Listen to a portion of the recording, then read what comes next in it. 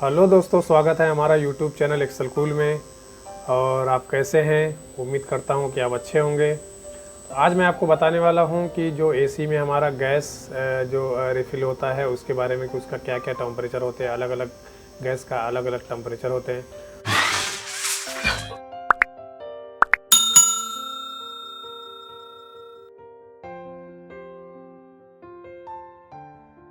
सबसे पहले आपको बताता हूं R22 गैस का कितना प्रेशर होता है।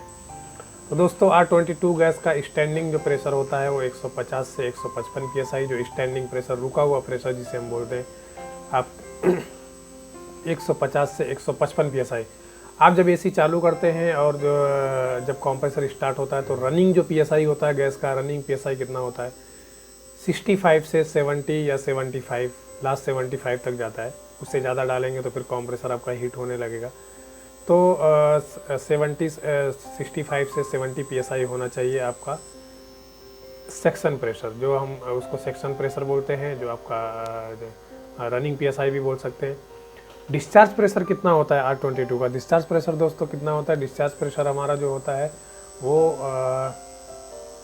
डिस्चार्ज प्रेशर जो होता है वो हमारा 250 से 300 psi तक होता है।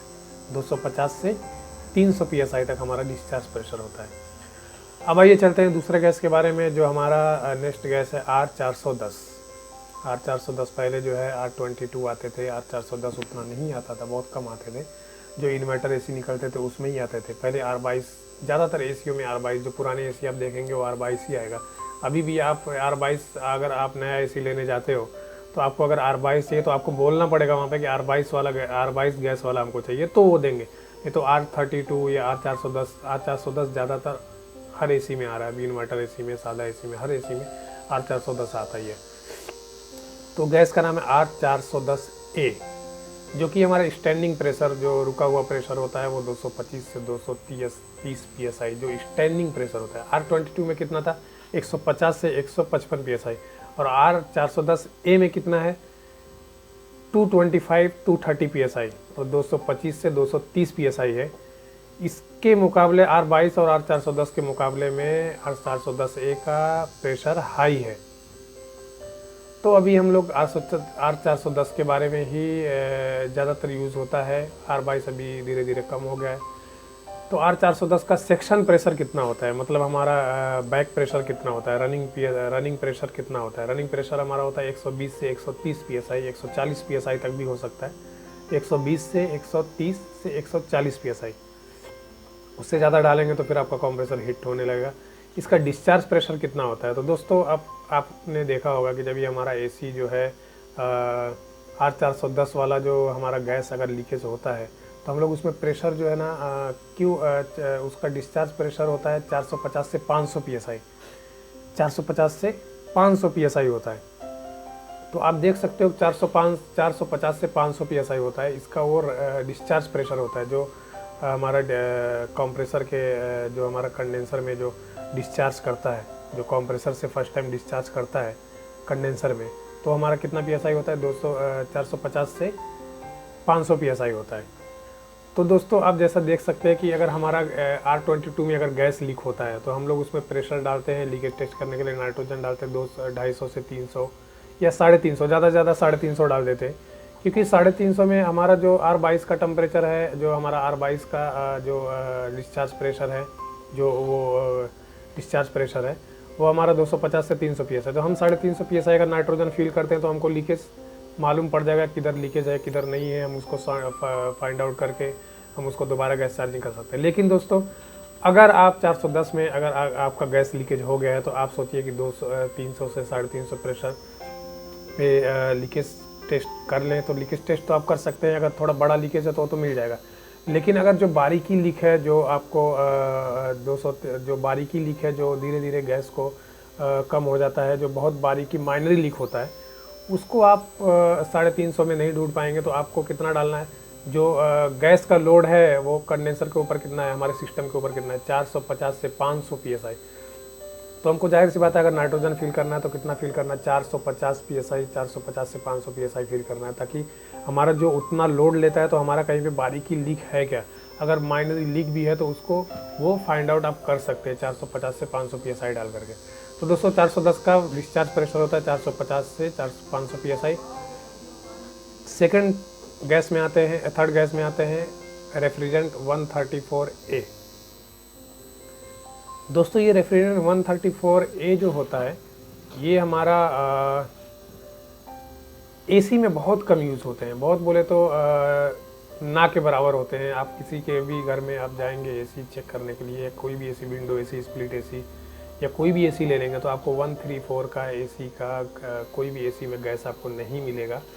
तो ये गैस जो यूज़ होता है वो ज़्यादा रेफ्रिजरेंट में यूज़ होता है। पहले क्या होता था, रेफ्रिजरेंट में R12 यूज़ होता था।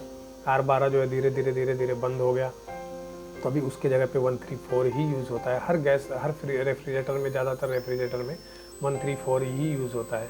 134A refrigerant 134A। इसका दोस्तों स्टैंडिंग प्रेशर जो होता है वो होता है 85 से 95 PSI, 85 से 95 PSI। और जो हमारा सेक्शन प्रेशर होता है, जो रनिंग PSI होती है, जैसे आपका, जैसे मैंने पिछले R22 में और 410 में मैंने आपको बताया कि रनिंग PSI कितना होता है। जब फ्रिज चालू रहेगा, कंप्रेसर चालू रहेगा तो गैस रनिंग करते रहता है, तो रनिंग PSI जो होता है वो होता है 12 से 15 PSI। जो रनिंग पे आपका कितना भी बड़ा फ्रिज रहने दो, कितना भी छोटा फ्रिज रहने दो, आपको जो गैस चार्जिंग करेंगे, कंप्रेसर चालू करेंगे, गैस चार्जिंग करेंगे, तो आपको लास्ट 12 से 15 PSI या 10 से 15 PSI के बीच में ही रखना है। तो आपका 15 से ज़्यादा डालेंगे तो आपका फिर कंप्रेसर ट्रिप होने लगेगा, कंप्रेसर हीट होकर बंद हो जाएगा। फोर्थ में आते हैं, इसका गैस का नाम है R600A। R600A में दोस्तों ये भी हमारा जो रेफ्रिजरेंट है, ये भी हमारा जो है ये फ्रिज में यूज़ होता है। जो हमारा फ्रिज होता है, जैसे डीप फ्रीजर भी होता है उसमें भी यूज़ होता है, फ्रिज होता है उसमें यूज़ होता है। तो ये 600A में जो होता है ये हमारा स्टैंडिंग प्रेशर होता है 40 से 50 PSI। हमारा रुका हुआ प्रेशर, जैसे आप फ्रिज को बंद कर दीजिए, बंद करेंगे तो आपका जब सडनली बंद होता है तो हमारा जो कंप्रेसर, जो अंदर सिस्टम में हमारा गैस जो रुका हुआ रहता है उसका प्रेशर होता है 40 से 50 PSI। और आपका जो सेक्शन प्रेशर होता है, जो सेक्शन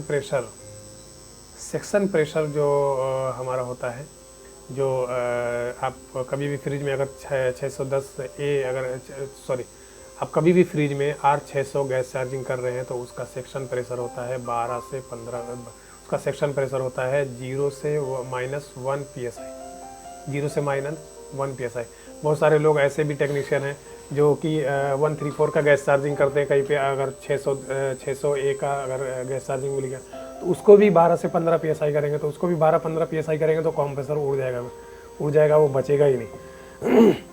तो दोस्तों R600A का जो हमारा टेम्परेचर सेक्शन प्रेशर होता है वो 0 से -1 PSI, 0 मतलब लास्ट 0 है, नहीं तो -1 PSI, -2 भी नहीं आने का है, -2 पे भी कम रहेगा, -1 PSI होता है या तो 0 PSI पे आपका गैस कूलिंग करना चालू कर देगा।